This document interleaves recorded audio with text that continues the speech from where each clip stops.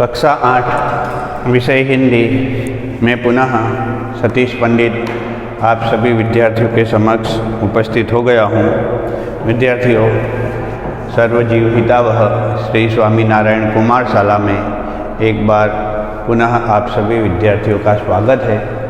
आज मैं आपके समक्ष प्रस्तुत करने के लिए जा रहा हूँ पाठक्रम 4 कर्मयोगी लाल बहादुर शास्त्री। हमारे भारत के पूर्व प्रधानमंत्री रहे कर्मयोगी लाल बहादुर शास्त्री, उनके बारे में यह लेख लिखा है शंकर दयाल शर्मा, जो हमारे पूर्व राष्ट्रपति थे, पूर्व प्रेसिडेंट ऑफ इंडिया। भारत के 9वें राष्ट्रपति रहे हैं डॉक्टर शंकर दयाल शर्मा। और सर्वप्रथम मैं आपके समक्ष प्रस्तुत करने के लिए जा रहा हूँ लेखक परिचय, यानी यहाँ लेखक हमारे देश के पूर्व राष्ट्रपति रहे हैं और उन्होंने लाल बहादुर शास्त्री के बारे में महत्वपूर्ण जानकारी यहाँ हमें दी है। विद्यार्थियों, आइए सर्वप्रथम लेखक परिचय प्राप्त करते हैं। हमारे देश के पूर्व राष्ट्रपति president of India Shankar Dayal Sharma Bharat के 9वें राष्ट्रपति थे।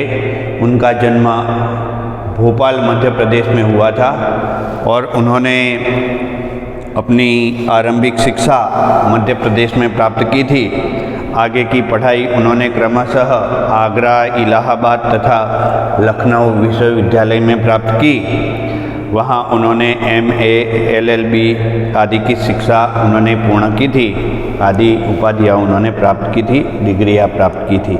बाद में अधिक शिक्षण प्राप्त करने के हेतु वह इंग्लैंड गए और वहाँ जाकर के उन्होंने कैम्ब्रिज विश्वविद्यालय से PhD की उपाधि अर्जित की। वहीं पर 1 वर्ष तक वे प्रवक्ता रहे। उसके बाद वह भारत लौटे और भारत आने के बाद वे सक्रिय राजनीति में शामिल हो गए। विधायक और सांसद के रूप में उनकी शुरुआत हुई और उसके बाद उनकी जो राजनीतिक यात्रा का सफ़र आगे बढ़ा, उसमें वे भारत के राज्यपाल, उपराष्ट्रपति और उसके बाद भारत के राष्ट्रपति पद की शोभा बढ़ाने में कामयाब रहे। हिंदी और अंग्रेजी दोनों भाषाओं में उन्हें काफ़ी ज्ञान था और जिसके कारण उन्होंने अपने ज्ञान को बढ़ाने के लिए लेखन कार्य की ओर वे प्रेरित हुए। उन्होंने अनेक पुस्तकें लिखी है, जिसमें से कुछ इस प्रकार है: देशमणि, हमारे पथ प्रदर्शक, प्रतिष्ठित भारतीय तथा हमारे चिंतन की मूलधारा। कर्मयोगी लाल बहादुर शास्त्री एक रेखा चित्र है। इसमें लेखक ने लाल बहादुर शास्त्री की देशभक्ति तथा उनका व्यक्तित्व आदि का बहुत ही सुंदर चित्रण किया है।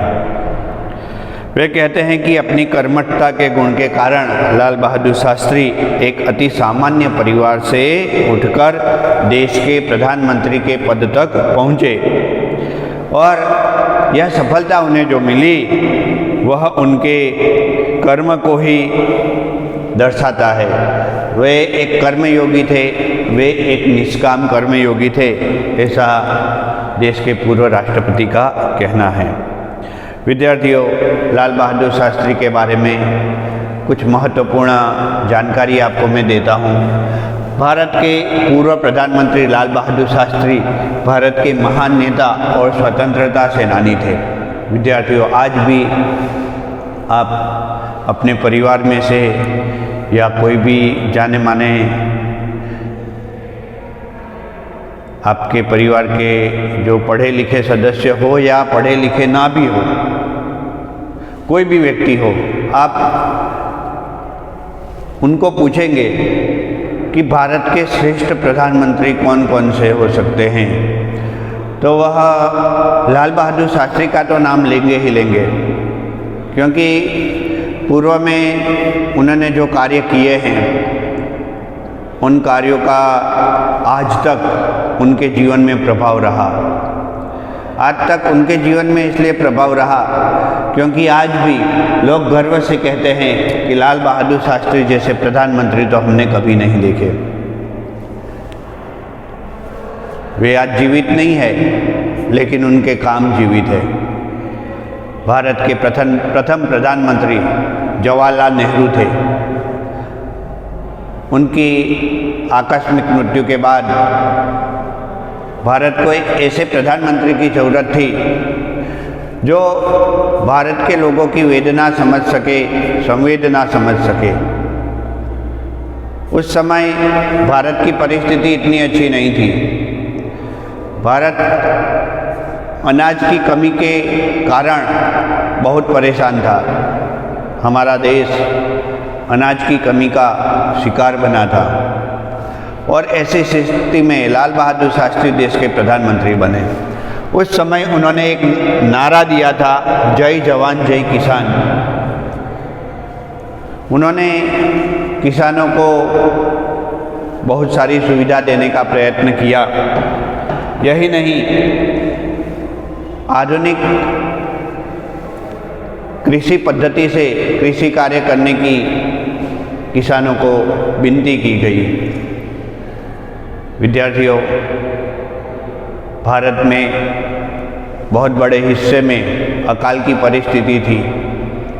भारत का अर्थतंत्र डामाडोल हो रहा था। मौके का फायदा उठाने के लिए उस समय पाकिस्तान ने भारत के ऊपर आक्रमण कर दिया था।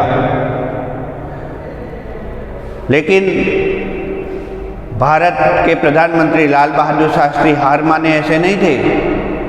उन्होंने ईंट का जवाब पत्थर से दिया। 18 दिन तक यह युद्ध चला। भारत ने पाकिस्तान का सियालकोट, लाहौर आदि पूरा इलाका जीत लिया था। भारतीय सेना लगातार आगे बढ़ती जा रही थी। इस्लामाबाद तक सेना पहुंचने वाली थी। उस समय संयुक्त राष्ट्र संघ ने भारत के प्रधानमंत्री को विनती की कि यह युद्ध जो चल रहा है उसे रोक दिया जाए। लेकिन भारत के जवानों के हौसले बुलंद थे। वो पूरा पाकिस्तान जीत के ही रहने वाले थे। लाल बहादुर शास्त्री हार माने ऐसे नेता नहीं थे। पाकिस्तान अब मुट्ठी में ही था। पाकिस्तान की नाक और गर्दन भारतीय सेना ने नष्ट नाबूद कर दिए थे। ऐसे समय में मॉस्को में एक मीटिंग का आयोजन हुआ और उसमें लाल बहादुर शास्त्री को आमंत्रण दिया गया था। भारत की उस समय की परिस्थिति बहुत खराब थी। उस समय भारत आत्मनिर्भर नहीं था। अनाज की बहुत कमी थी। ऐसी स्थिति में संयुक्त राष्ट्र संघ के प्रतिबंध झेल सके ऐसी स्थिति भारत की थी नहीं। अंततः भारत ने युद्ध विराम का स्वीकार किया। युद्ध को रोक दिया गया।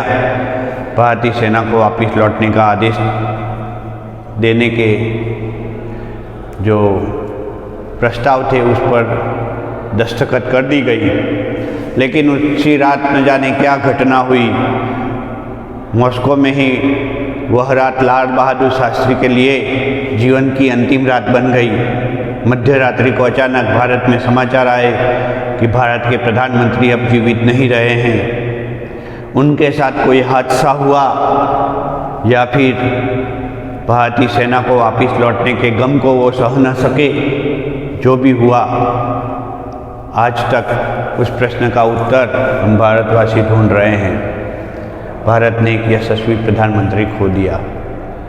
विद्यार्थियों, लाल बहादुर शास्त्री छोटे कद के थे, लेकिन उनके कार्य इतने उत्तम थे कि आज तक लोग बड़े गर्व से उनका नाम लेते हैं और कहते हैं कि कर्मयोगी लाल बहादुर शास्त्री बहुत भले इंसान थे। ऐसे कर्मयोगी लाल बहादुर शास्त्री के बारे में हमारे यशस्वी राष्ट्रपति शंकर दयाल शर्मा ने बहुत ही अच्छी जानकारी इकाई 4 कर्मयोगी लाल बहादुर शास्त्री यहाँ प्रस्तुत की है। यहाँ यह पाठ प्रतिष्ठित भारतीय हमारे चिंतन के मूलधारा तो विद्यार्थियों उनकी अलग अलग पुस्तक है, उनमें से यह जानकारी ली गई है। हमारे पथ प्रदर्शक नामक पुस्तक से यह जानकारी ली गई है। सभी विद्यार्थी एक बार यह पाठ अवश्य पढ़े। पाठ में लाल बहादुर शास्त्री के जीवन के मुख्य उद्देश्य भागवत गीता का एक महत्वपूर्ण सूत्र, कर्मण्येवाधिकारस्ते मा फलेषु कदाचन, कर्म करते जाइए, फल तो हमें अच्छा ही मिलेगा। उसके बारे में, उसके सिद्धांत के बारे में, उसके सिद्धांत से हमें हमेशा जीवन में आगे बढ़ने वाले लाल बहादुर शास्त्री के बारे में महत्वपूर्ण जानकारी दी गई है। आने वाले दूसरे वीडियो में मैं आपके समक्ष पाठ वाचन के साथ साथ महत्वपूर्ण जानकारी हमारे पूर्व प्रधानमंत्री के बारे में दूंगा। तब तक के लिए विदा लेता हूँ। जय श्री स्वामीनारायण।